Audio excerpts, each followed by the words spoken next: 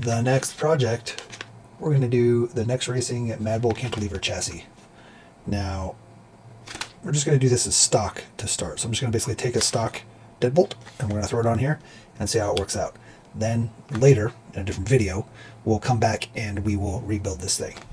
I think this might be kind of a cool monster truck style build, kind of. Not the full cage monster truck, but it's cantilever, and that would be kind of cool to use the cantilever on like a big tired monster truck. So we'll see. But for now, we're doing stock Deadbolt.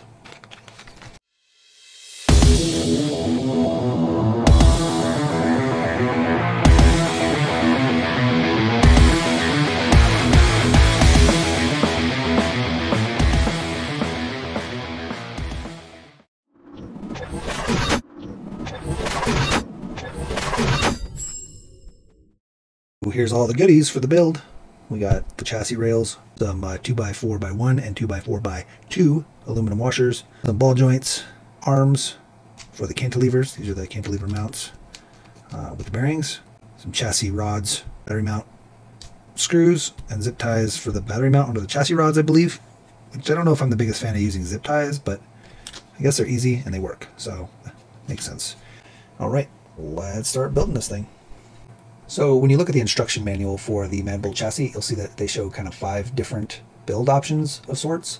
The first one is kind of a rear cantilever with long travel shocks, both on the front and rear. Then the second one is just a kind of a standard configuration with long travel shocks, front and rear, no cantilever at all. The third one is cantilever shocks on both the front and rear with kind of the standard length.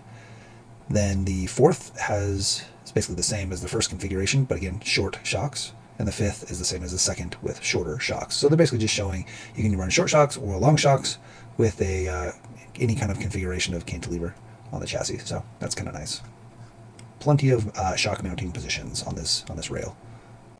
In the instructions, they also show each one of those configurations being built with either a stock motor or the Nexx Racing Conversion Gearbox set and 2204 motor, which is the NX-281. And so you can build it either way if you happen to have stock or that motor. Also, the cable ties, or zip ties, and the battery tray, it's not that big of a deal. They actually just attach to the mounting rods, and those can be moved around. So it's not like you have to cut the cable ties, so that's nice. They also show their NX-226 shocks, and you can build those and use those on this chassis as well. Obviously, they're standard shocks, but they do show those in the instruction manual. And we do have a set of those 226 shocks. They're actually long travel conversions from the stock. So you use the stock housing still, the upper and lower part of the shaft, but then you get the extended teleshock essentially. It's kind of a cool little conversion kit. I believe these were $18. So it's a kind of a cool way to reuse your stock shocks. Basically pulling off the bottom, pulling off the top, and using the shaft, and then throwing all of that together on here. And we'll build these. We're not going to use those on this build this video.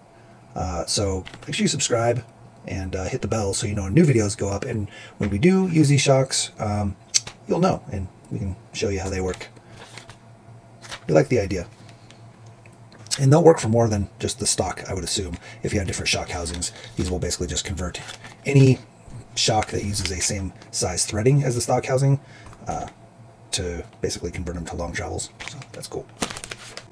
So all the screws are M2x6 button heads. They use the 1.5 millimeter. Same with these here. They are using a M2x4 millimeter set screw, and then the ball joint portion here. So this is actually the bottom portion of the chassis.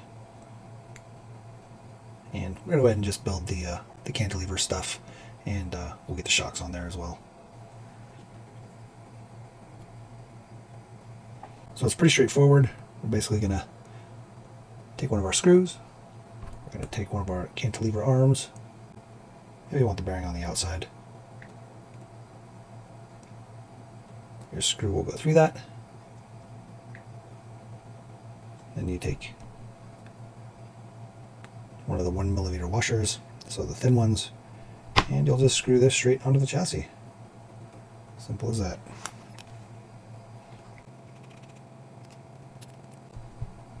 And you're going to take two of these guys and put one in each end.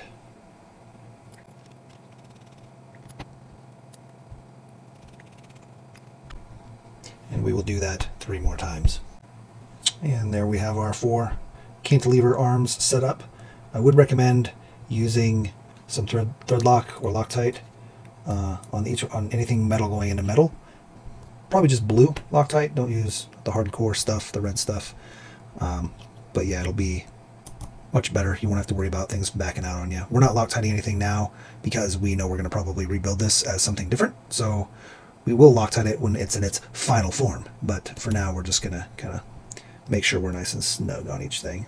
Make sure you don't over tighten. It's easy to strip this kind of stuff. Again, you're working with small stuff, so don't strip it out. All right, the next thing that we do is we're going to put in some of these guys, and we're basically going to be put in with a screw from the inside. So don't forget when you mounted these on the outside, because that's the inside here. Let's see where the belly plate goes. Then these guys are going to go on the inside. So we're going to have a screw here. And then our washer. This is using one of the 2mm wide washers. And then one of our little pivot balls. Okay, and you can snug those up. I believe, no, maybe it's a 1.3.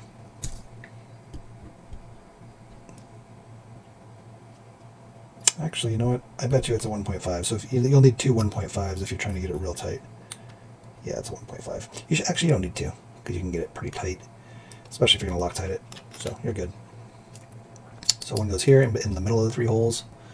Well, again, I'm building it for cantilever front and back with a stock motor, so with stock length shocks. If you're building it differently, you'll have to follow the instructions for that. This second one,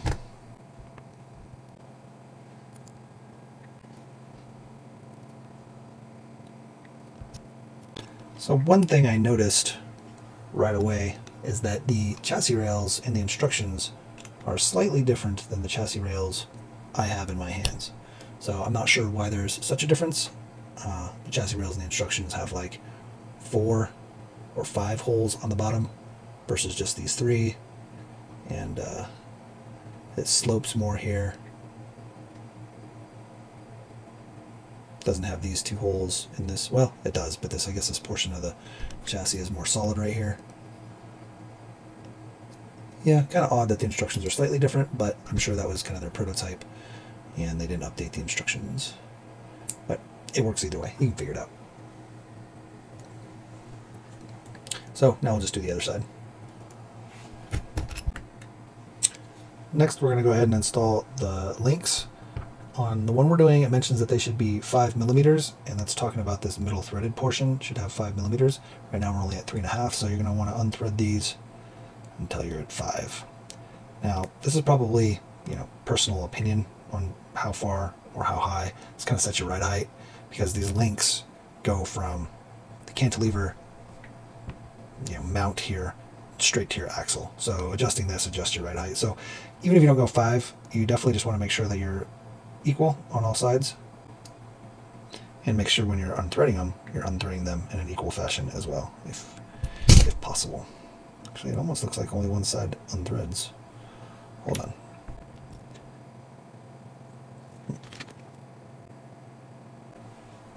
No, we're good. They both unthread. Although it does almost seem like it's kind of bent a little bit, and the threading on the end is kind of gnarled. So I wonder if they intended on this side not unthreading. Not a big deal. Either way, you can thread it back in and get your 5mm. Again, if you don't have a way to measure it, it's not a huge deal.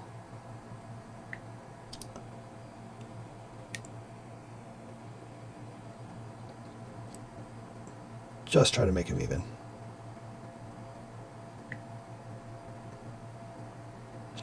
Easier way to do this is to set this to 5 and tighten it.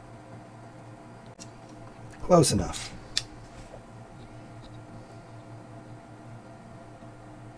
Okay, we're all set to 5 on each one, and then we're basically just going to snap on. Make sure your curved area is facing out. And then these are the bottoms. You can just snap these on to the bottoms. If one side seems kind of stiff or tough to go on, try popping on the other side. That might help. Another thing is these should not be too tight. So if they're too tight, you might want to just kind of work them or maybe polish your ball ends. That's something we do pretty often in the Mini Z world to make sure everything is nice and loose. You don't want the stuff too tight because otherwise then it's just binding essentially. And then our shocks. And our shocks are going to go between here and here. Here's our donor. It's still apart from the last time we used it. And we're just going to pop off the shocks from the ball ends. I believe we use these stock ball ends on our axles. So you will need those. But you can just pop these guys out fairly easily. And then just pop these guys onto here. Again, you're going to go easier one way over the other on these especially, right? So this side is chamfered. See on the inside here, it's more open. That's chamfered side. That's the side you want to put on the ball. And it'll snap right on. Okay.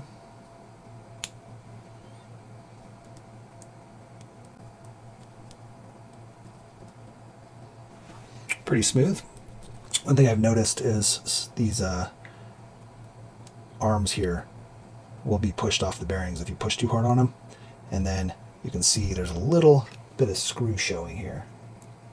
And then that screw will get caught on the chassis itself. See, like this. So make sure that you're pushed all the way onto your bearing. Basically pushing this guy all the way forward that way against your bearing. And then you'll have some smooth operation.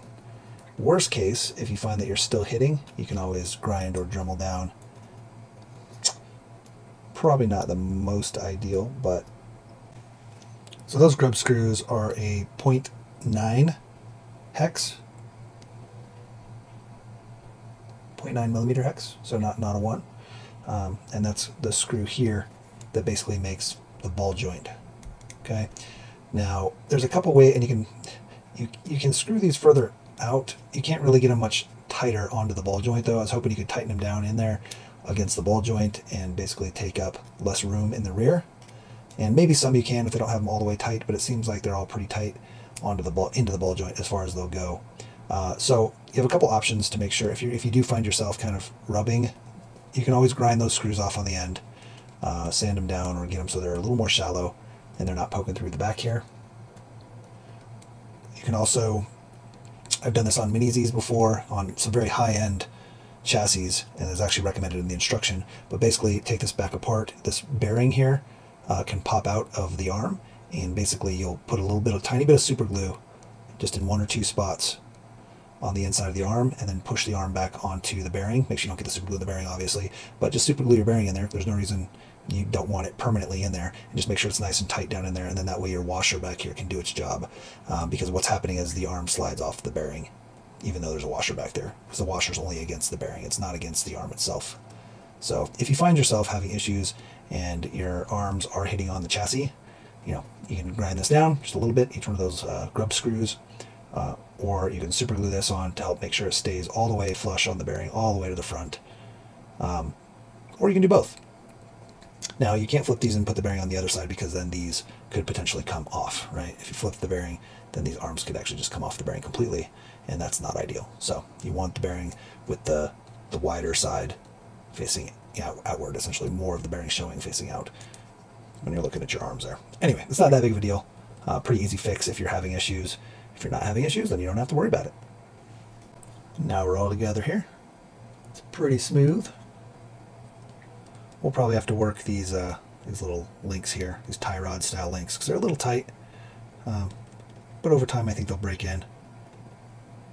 One thing I've done before in the past is I've taken the ball joint, stuck it in the joint, right, and then have this. Don't ruin the threading, but I'll put this into a drill or a Dremel, and then just kind of let it spin on a slow speed Sometimes I'll even add oil just to kind of let it polish itself inside the joint. You just don't want it to get too hot and melt, and you don't want to tighten down too hard onto the threads because you'll ruin the threading. So, but we've done that before where I've put it in a Dremel, had it inside the joint, and just let it spin for a while and just kind of work it, break itself in basically, and then you get these real nice and loose. Ideally, like on a Mini Z front end suspension with shocks and control arms like this or tie rods, these should just drop, right? Like if I hold this up, this should just drop down. But these are pretty tight. And again, I say this all the time, it's better to have it too tight than too loose because you don't want these just like popping off. So you got to be careful you don't overdo it, because if you overdo it, these will just kind of pop right off, and that is not good. So it's better to be too tight than too loose, for sure. You can always remove more material, but it's very hard to add it back. Another trick that I've seen before, actually let's do it right now.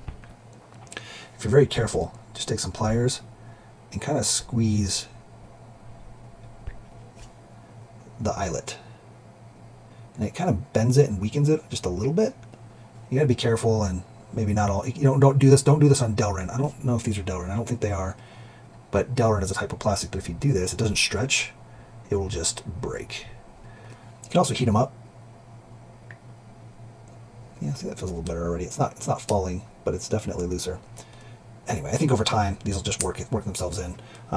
We deal with this all the time in Mini Z, so this is not surprising at all on this sort of a build. In fact, I would say that's correct, and that's how it should be, because you should work them in yourself. Oh yeah, that one's way tight. We'll have to mess with that some. Anyway, moving on. We're going to put the chassis together now. We're going to use these guys. Let's see. This just goes on there. So, simple as this. Make sure you don't cross-thread these. These kind of things are pretty easy to cross-thread.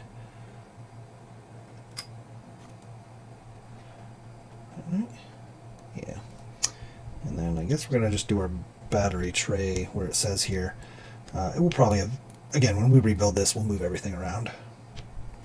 It's this third hole in the center on the top.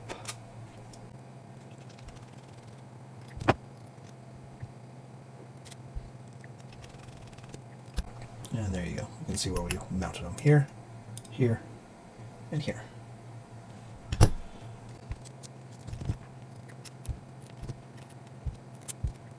And these are definitely something you would thread lock.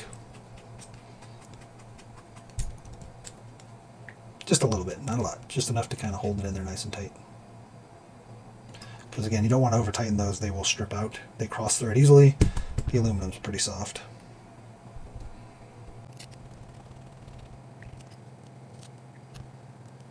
Pretty cool. And then we basically just zip tie this guy in here. That's how they show it. Looks like we're a little tight. We might have to sand down the carbon fiber just a little bit to get it to fit in there. Or you can loosen it and then tighten the screws down onto it. That's probably not the worst idea.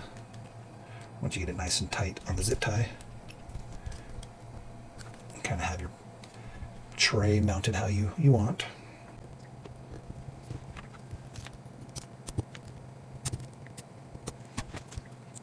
All right, we're good to go. It's actually pretty nice. Well, I like it. I take back everything I said about the zip ties. We can tighten each side now and get nice and tight. Without over tightening. Yeah, that's not going anywhere. Sick. Fun. Now I know cantilever is not necessarily the best for crawling, which is kind of why we like the idea of maybe doing a monster truck or some sort of build like that. Cantilever suspensions are more for clearance reasons, and if you can't get your shocks in there, or just different interesting configurations, but they're not necessarily the most efficient when it comes to like flex or articulation, things of that nature. But they're cool, that's for sure. They're way cool. All right, moving on. So we've got all of our links: transmission, belly plate, motor, axles, whatnot, all pulled out. Basically just the 12 bolts, the 4 from the belly plates, and the 2 suspension or shock mounts on each side. So 12 screws, pulls this right out, and we can plop it right into this. Now, one of the things that we are we're pretty aware of when we started this is that we're using a Deadbolt chassis. And a lot of time, we've had this issue before where you'll put a Deadbolt chassis or Deadbolt links on a chassis, and it really messes with the geometry in the front, the suspension geometry. Basically, it ends up putting the shocks like this. If the chassis is intended for a C10 or Bronco or JLU, then it's going to end up, as far as the length's concerned, it's going to end up with your shocks like this versus like this. Now, what's interesting is with this cantilever setup, I don't think it's going to matter a whole lot. I think the geometry of the cantilever is very forgiving. And so when we mount these, even with the cantilever setup kind of angled backward, I don't know if you can see it, but this link here will be backwards, it's going to still function properly. So that's very cool. And we'll just have to see when we get it together. But again, this is pretty easy to slap on here. Once you've got your chassis built, I went ahead and just loosened the 2 bolts for this, the 2 bolts for this, and you can kind of spread it apart and just get your belly plate in there. One thing that would be cool is if more chassis companies had multiple mounting points for the belly plate, that we could slide the belly plate forward and backward to kind of adjust and take up some of that extra space if you're running a different length links. Got our 4 skid plate screws in. We're all tightened down. Now we just need to get our links put back in there and get our drive shafts in. Remember, put your drive shafts in phase. In phase means that the tabs are lined up on the inside shaft. So tab up there, or that your screws are aligned. So screw facing up, screw facing up. That's one way to do it. Also, when you're putting these screws in, don't over tighten. It's easy to over tighten these. You're going into plastic. Don't thread lock them, even though you might have thread locked some of this other stuff. Don't thread lock into your plastic. That should be a given, but I just want to remind you. All right, so we're going to go ahead and get these links put back in and the drive shafts, and then we'll work on this suspension. It's going to be cool. All right, we got all our links mounted back up and our drive shafts in phase. One thing to note is if you over tighten your links, you'll notice they just stay. So you want to back them off just a little bit so that they will freely move and freely drop down. Okay? If you have them too tight, they'll just stick up, and that's not good. So back them off a little bit. It'll also help with your articulation, and then they should just drop down freely. Remember, you never want to over tighten. Okay, look at that. That's ridiculous. No shocks. So, but if you over tighten that, you're not going to get that sort of freedom of movement. Okay, and that's almost a 90 degree with stock links. Okay, it's all about how tight they are and how much play you've got. It's a balance between too tight and too much play. Now we're going to go ahead and put our cantilever links onto our suspension. We're going to reuse these pivot balls that came off of our shocks, and they just go directly on the axle. And I'm going to go ahead and do all 4 of these.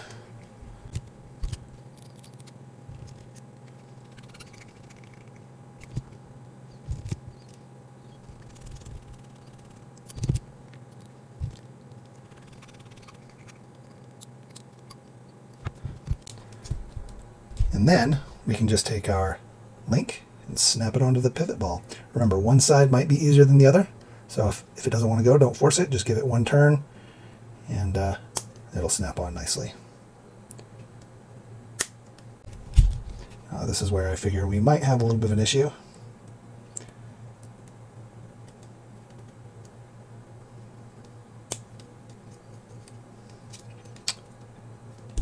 Not too bad. And you can also lengthen these links if need be.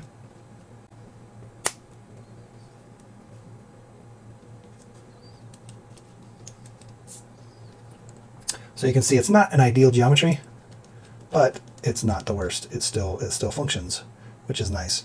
If we had the longer front end with a C10 front end or Jeep JLU or Bronco front end, your geometry would be much better. One of the awesome things about this chassis is that we can always move the cantilever pivot point forward or backward, or flip it around, move the shock up, down. We can adjust where these points are, and it'll help alleviate the difference here.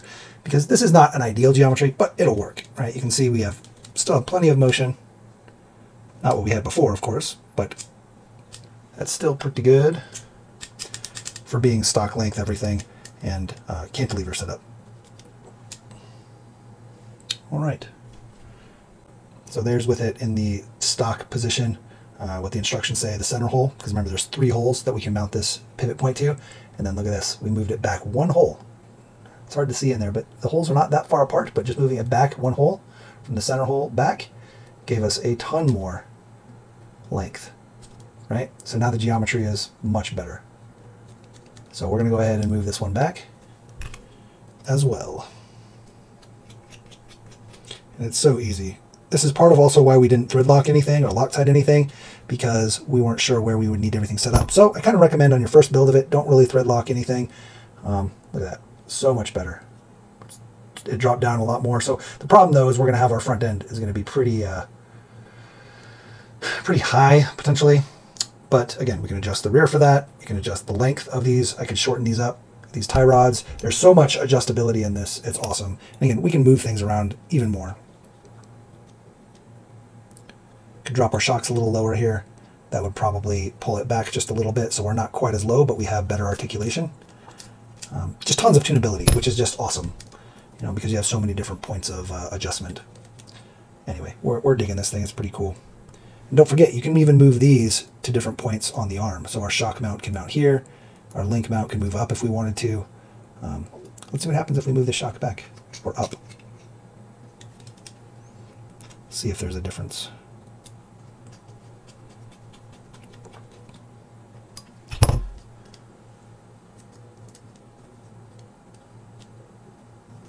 So it looks like it pulled it up just a little. You can see we're down a little further. So that pulled it up just a little bit, but it also gave us a better angle, right? So because we moved this back, we got a better angle on this link. And then because we moved this up, we pulled this up just a little bit, so we're not quite as high in the front as we originally were. So there's this side. Versus this side. You probably can't see it much, but when you're head on, you can definitely see it. And you can even see, look how low this sits versus this one. And it all has to do with just moving this forward one spot on there. So much, so it's ridiculous. There's so much adjustability here. It's crazy. And then just imagine if you were to put, you know, long travel shocks on here and kind of move all the adjustment points, or, you know, get some proper links set up on the front. And I'm not hating this. It's like very forward facing. It's kind of cool. Just lots to play with, which we really like. I'm gonna move this one up. And you could get real crazy with it if you wanted, right? Like you could mount up one of these cantilever pivot points upside down or over here and like flip it around and just move your shock all the way up here. Imagine if you moved your shock here. Let's just pretend. We're not going to do this, but if you had like a long travel shock, you can move this guy. Oh, don't lose our screw here. I forgot these are held in by screws here, but we can move this shock theoretically. Well, you'll have to have long travel shocks to do it because this won't reach. But you could do it all the way up here and have a long travel shock all the way to this point. And that would give you a lot more movement. You'd probably drop all the way down to here, and it would be able to compress almost all the way around. Just remember, there's a lot of geometry stuff going on here, so you don't want to mess with it. Get too extreme, because then you end up with binding and things like that. But again, just a minor, small movement changes so much. All right, guess we'll get some wheels and tires on and then throw our electronics in. Remember, when you're putting your wheels and tires back on, do not over-tighten. That's one of the biggest things newer people do, and then they wonder why their transmission, well, their motor burns up, or their ESC goes out, or their steering servo goes out. It's because you're over-tightening. And we have a video right over here talking about how to diagnose your SCX24, or any rig really, whether it's an FCX, SCX, heck, even Mini Zs, stuff like that. It's just basic logical steps to take to try to eliminate where binding might be happening. So if you have any issues after you change over to a new chassis, or just while you're working on your car, check out that video, and it just kind of helps remind you how you should walk through and look at binding or clicking or noises or things not moving freely, and how to narrow that down so that you don't burn up anything on your rig. And this little guy's kind of cool. So it looks like, just from the angle of these things, we might need stiffer shocks. But if you want a belly dragger-ish, not that this is really meant for a belly dragger, right? You don't really belly drag with these, but maybe you could. I mean, you have spring, plenty of spring. These rear ones might need a little bit better angle, but we can also adjust on these stock shocks. There's actually these little rings. I've mentioned this before. You can slide these rings down and adjust your preload in your shock. And if the ring doesn't stick, right, you can take some pliers, you can try to bend the ring a little bit, or what I like to do is take an X-Acto and just kind of score it right where that ring wants to sit, where you want it to sit. You know, just kind of put a little angle in there, get a little bit of the plastic to pop up on the preload, and your rings will sit. And now you've got better preload, and now it sits much better.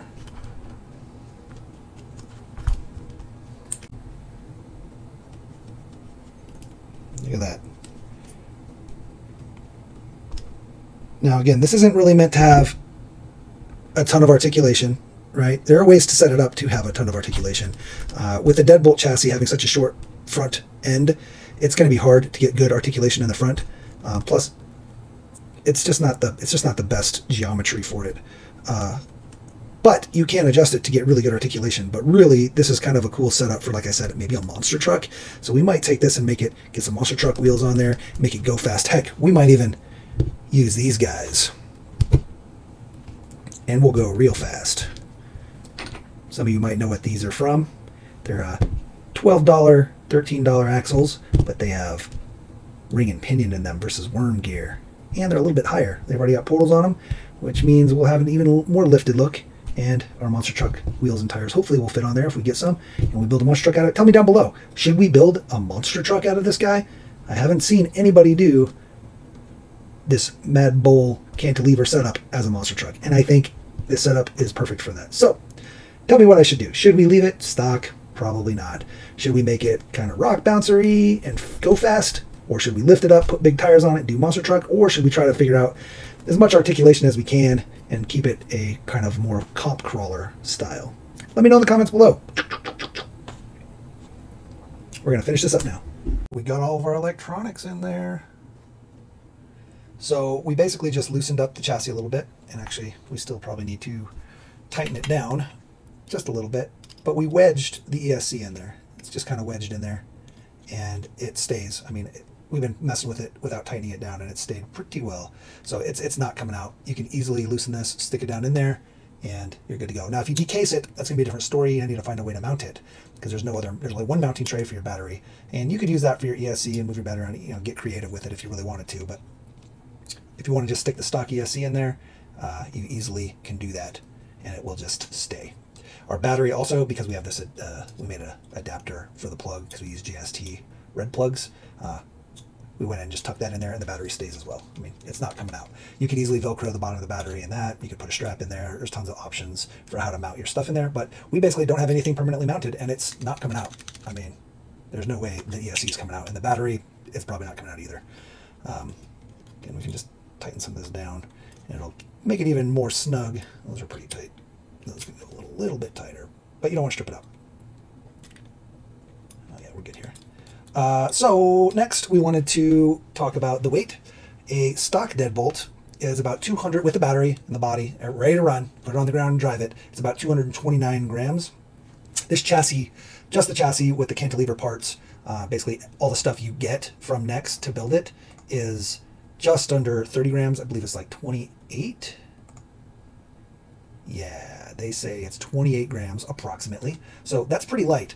So with everything ready to run as it is without a body, we are at 197. So that's pretty awesome. And it's all pretty low LCG, low COG, LCG, low center of gravity, whatever. And it's all pretty low CG. And that's pretty awesome. Again, if you were to decase this and kind of rearrange stuff, you might be able to get it even lower center of gravity. And if we were to throw the Deadbolt body on there, mind you, this is minus mounting, so add a couple grams for that, we're at basically the same weight. It's 227. It's almost the exact same weight as a stock, completely stock Deadbolt, but you've got an aluminum chassis. So that's pretty awesome. Plus all this extra stuff you would think would add a ton of weight, but it clearly does not. And we love that. 197 grams if you run it kind of raw style. If you want to throw a body on it, again, you're going to add, you know, an extra 20, well, 35 grams once you add mounts, depending. If you were to add magnet mounts, you're going to add about 25 grams. Magnet mounts for 8 of them. 1, 2, 3. Is an extra 25. Yeah, basically 25. Of this size, so depends on what you use. You can use smaller ones, but then you risk losing your body. You got a C10 body here. Throw that on there. Bam. 240.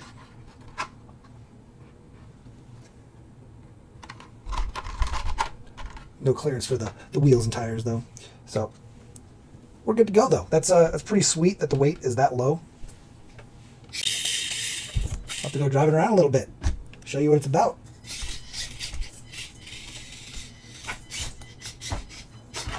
Oh, the desk is not the place. It's just too messy. Whoa, disaster area. He has a sneak peek. So we're using the back side of a ceramic tile. It has a light texture on it and some crosshatch pattern, so it helps us get a little bit of grip, but it is hard, heavy, and gives us a very accurate angle. It's very flat, and like I said, it's more importantly, it gives us a little bit of that grout type texture that is good for these. So this is going to be our baseline for the Deadbolt stock. This is our maximum climb angle. We're going to start right now with a 49 or 50 degree. Looks like it's 50.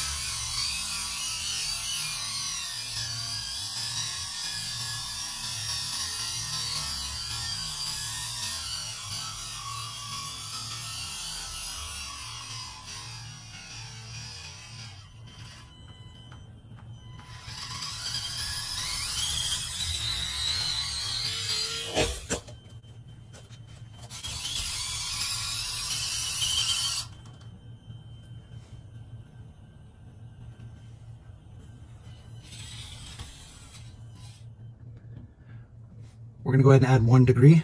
So we're basically 50 to 51 degrees, and you will see a pretty dramatic difference. It will roll over a lot. It does not like to go up. That 1 degree makes a difference. So it looks like our stock Deadbolt is at 50 degrees to 49 degrees for the maximum.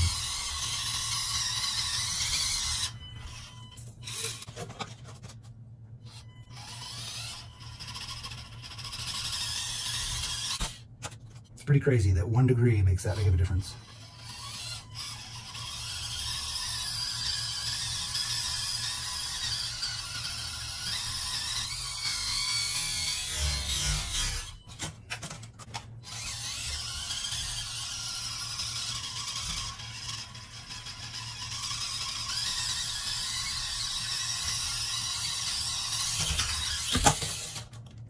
So it looks like 49 to 51 is really the max. And again, everything's going to depend on just where your center of gravity is. Even on the stock, if you're using a different battery or your battery placement is moving forward and backwards, things of that nature are going to make a difference. But I can safely say that the average of 50 degrees is going to be the max on the Deadbolt, completely stock. And here we have the Deadbolt stock, unmodified, and we're going to find its maximum degree for side hilling.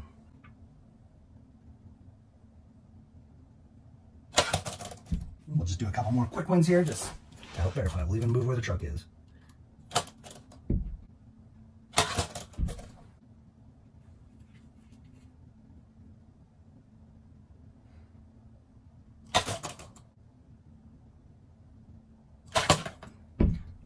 So it really is looking like about 37 degrees, 35 to 37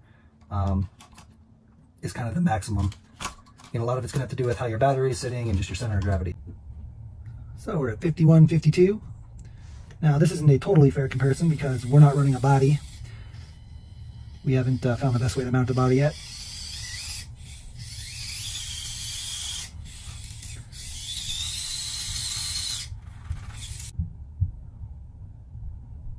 So 54, 53, 54.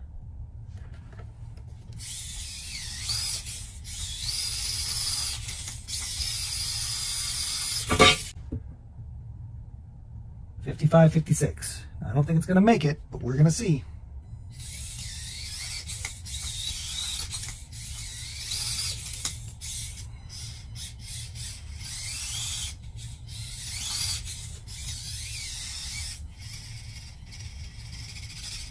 Our tires just won't give it to us.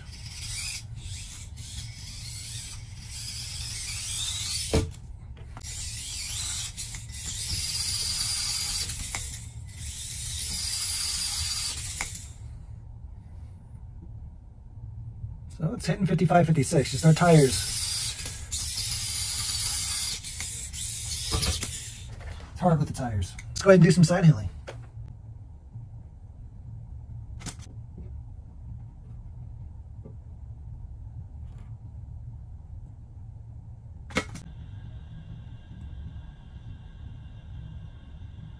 So it looks about 43, 44.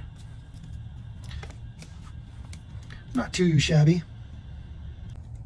And remember, these shocks are pretty soft right now, so there's kind of a lot of lean.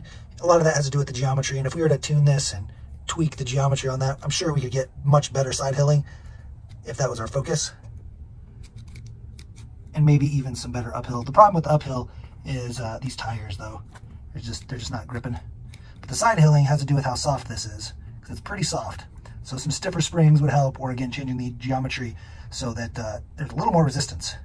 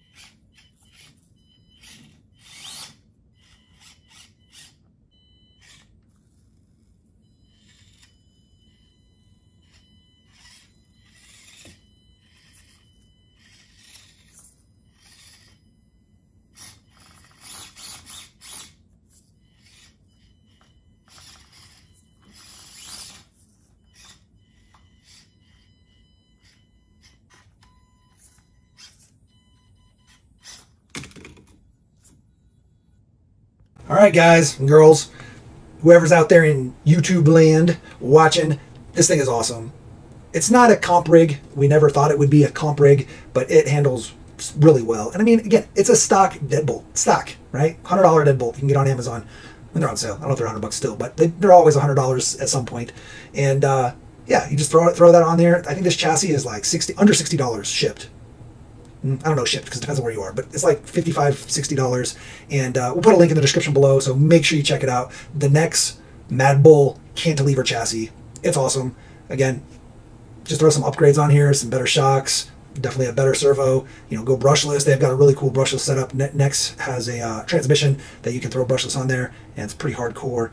And yeah, we like it. It's just cool. It's different, right? Like basically $160, and that's the price of the new Bronco or a Gladiator almost. And you could have something unique and different and highly tunable. I mean, we haven't even messed with the tuning on it, and you saw how good it did on the rocks. And yeah, that's just super exciting. Infinite amounts of tuning, and yeah, get some good wheels and tires on there. I mean, that'd make a huge difference, right? Just some wheels and tires. Probably don't even need shocks. Wheels and tires, servo, that'll help a ton. Yeah, so don't forget to comment down below. Tell us what we should do with the Madbull. Should we make it a monster truck? Should we try to make it a little bit more go fast? Should we kind of push the comp thing to the extreme? I'm leaning towards monster truck because it's just cool with the cantilever. I know a lot of monster trucks have like dual shocks and stuff, but I don't know. I like things that are different. Anyway, ladies and gentlemen, make sure you like, subscribe, hit the notification bell. Make sure you share this video. Put it in your SCX groups, your FCX groups, your 124th, 128th, 118th scale awesome groups, and show them this, because I know a lot of people haven't seen this, and more people need to, because for the price, it's awesome. And yeah, comment down below. What should we do with this chassis? What do we build? What's next? Alrighty. Make sure you hit the bell so you know when new videos go up. And yeah, until next time, run your cars. Don't break expensive parts though.